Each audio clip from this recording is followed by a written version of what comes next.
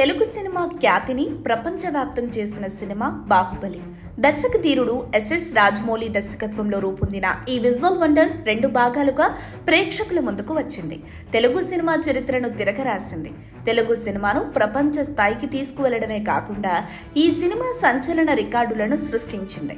ఇక భారతీయ సినిమా స్థాయిని మరో మెట్టుపైకెక్కించింది బాహుబలి 2 ది కంక్లూజన్.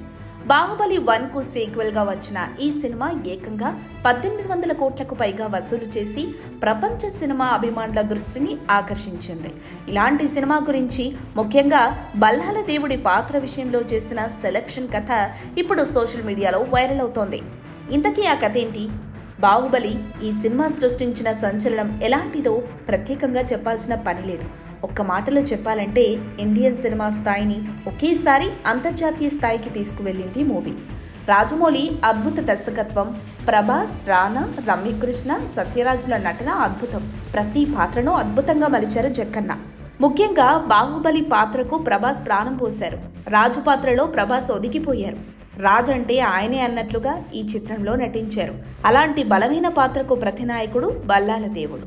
ఈ పాత్ర కూడా బాహుబలి విజయానికి మరో ప్రధాన కారణమైందని చెప్పాలి.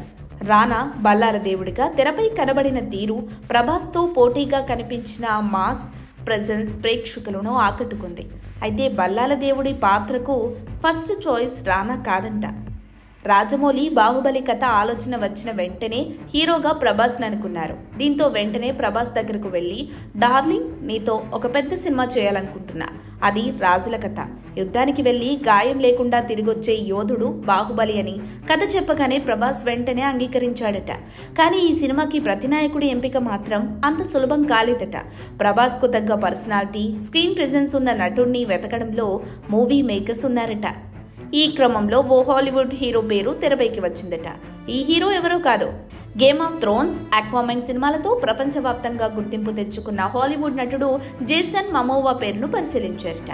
ఈ విషయాన్ని ఓ ఇంటర్వ్యూలో నిర్మాత శోభు యార్లగడ్డ వెల్లడించారు.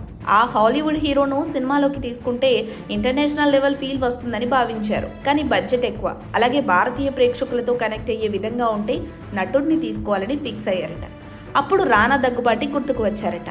ఆ తర్వాత రానాను సంప్రదించడం, కథ చెప్పడం, అతడికి కథ నచ్చడంతో వెంటనే గ్రీన్ సిగ్నల్ ఇవ్వడం వెంటనే జరిగిపోయాయట. అయితే రానా కథ ఓకే చేసే ముందు సరదాగా, నాకంటే ముందు ఎవరిని అనుకున్నారు అని అడిగారట. జేసన్ మమోవా అని శోభు చెప్పగా రానా నవ్వేసి, అయితే నేను చేస్తా అని వెంటనే ఓకే చెప్పారట. ఇలా ఫైనల్గా రానా బల్లాల దేవుడిగా తెరపై కనిపించారు. ఈ సినిమా అటు ప్రభాస్ కెరీర్లోనే కాదు, రానా కెరీర్లో కూడా ఓ మైల్ స్టోన్ మూవీగా మారింది. వాస్తవానికి బాహుబలి ఒక సినిమా మాత్రమే కాదు, భారతీయ సినీ ప్రపంచాన్ని మార్చిన ఓ ఉద్యమం. ఈ చిత్రంతో ప్రభాస్, రానా, రాజమౌళి పేర్లు అంతర్జాతీయ స్థాయిలో చెక్కు చెదర్ని ముద్ర వేయబడ్డాయి. ఈ మొత్తం విశ్వంలో జరిగే ప్రతి చర్యకు ఒక కారణం ఉంటుంది. ప్రతి వ్యక్తికి జరిగే సంఘటన కానీ, వారికి లభించే ఎటువంటి ఫలితమైనా ఈ సృష్టిలో ముందే రాసిపెట్టుంటుంది. ప్రతి మనిషి వారి జీవితంలో సంభవించే కొన్ని సంఘటనలకు ఆ వ్యక్తి జీవిత ప్రయాణానికి ఒక కారణం ఉంటుంది. అలాగే ఒక అవినాభావ సంబంధము ఉంటుంది. అదెంతో నిశ్చితంగా పరిశీలిస్తే తప్ప అర్థం కాదు, అంతే కదా. ఇప్పుడు రాజమౌళి తీసుకున్న నిర్ణయం అనే ఘటన పైన ప్రభాస్, రానాలకు ఒక మంచి పాత్రలు పోషించే అవకాశం రావడమే కాకుండా ఆ నిర్ణయం వాళ్ళను ఎంతో ఎత్తుకు తీసుకువెళ్ళింది. ఈ విధమైన పరిశోధనలో ఒక వ్యక్తి లేదా సంఘటన అనేవి అనేక పేర్ల ద్వారా కానీ, సంఘటనల ద్వారా కానీ, సంఖ్యల ద్వారా కానీ అంతర్గత సంబంధాన్ని కలిగి ఉంటాయి. దీన్నే నమోవేదిక పరిభాషలో కనెక్టింగ్ ద డాట్స్ అంట. ఒకదానికొకటి అవినాభావ సంబంధంగా సాగే ఓ ప్రయాణం. ఏది ఒక రీజన్ లేకుండా జరగదన్నది ఎప్పుడో రుజువైంది. దీన్ని అనుసరించే భిన్న కోణాల్లో నమోవేదిక పరిశోధన సాగుతోంది.